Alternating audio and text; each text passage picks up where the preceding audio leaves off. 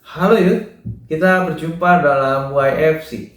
Kali ini tulisan dari Pendeta Yesi Irawan akan mengajak kita untuk merenungkan firman Tuhan. Dengan tema menggapai prestasi, kita mau sama-sama merenungkan Mazmur 149. Tapi sebelumnya, mari terlebih dahulu kita berdoa. Mari kita berdoa. Ya Tuhan, jadikanlah momen ini sebagai momen di mana Tuhan menyapa setiap kami. Agar kiranya kami bukan hanya dapat belajar sesuatu, tapi sungguh-sungguh disentuh dan dikuatkan oleh firman-Mu. Bersabdalah ya Tuhan, kami mohon di dalam Kristus Yesus Tuhan kami. Amin. Ayat yang jadi pusat perenungan kita adalah dari Mazmur 149, ayatnya yang keempat, yang menuliskan demikian. Sebab Tuhan berkenan kepada umatnya. Ia akan memahkotai orang yang rendah hati dengan keselamatan. Nah, yuk, kita perlu kenalan dulu nih dengan seorang perempuan bernama Katherine Johnson. Dia adalah seorang perempuan berkulit hitam yang lahir tahun 1918.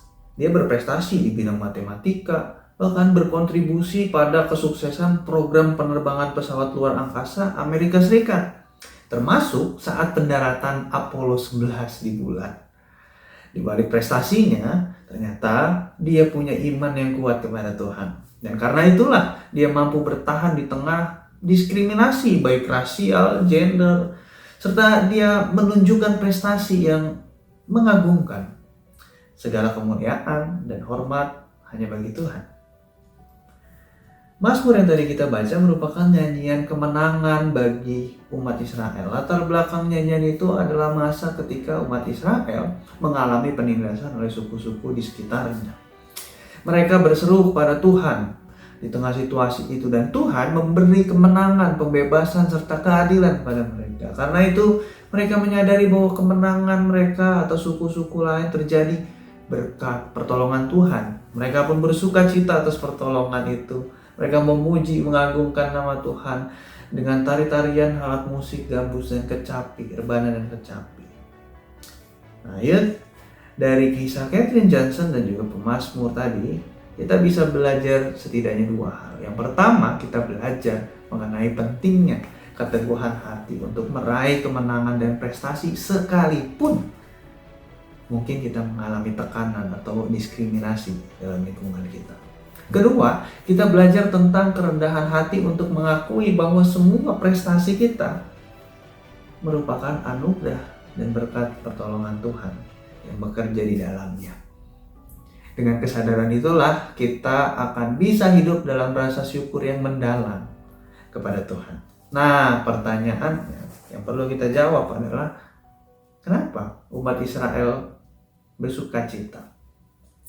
Lalu untuk kita sendiri, dan kita perlu jawab dalam hati kita masing-masing, apa saja sih tekanan yang kalian alami, yang kita alami di lingkungan pekerjaan atau perkuliahan atau lingkungan di sekitar kita? Kita bisa merenungkannya dalam-dalam, dan dengan itu kiranya kita dikuatkan untuk berteguh menggapai prestasi bersama dengan Tuhan yang menyertai. Mari kita berdoa.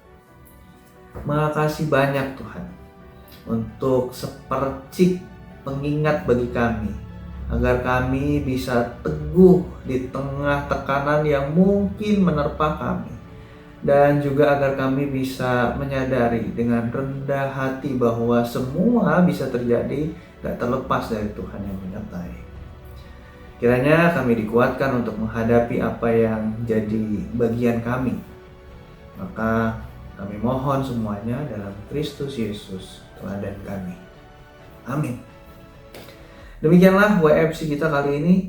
Jangan lupa like, subscribe, dan bagikan ya kepada teman-teman yang lain. Tuhan menyertai kita.